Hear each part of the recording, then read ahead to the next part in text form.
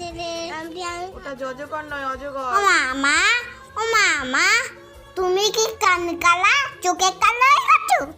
তুমি শুনতে পাচ্ছ না এতবার ডাকছি? কেন, কি হয়েছে বল?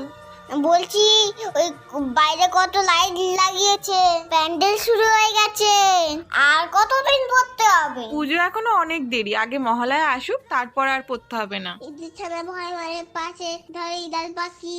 ও মা, কালকে তো মহালয়া, তাহলে কাল থেকে আর পড়বো না।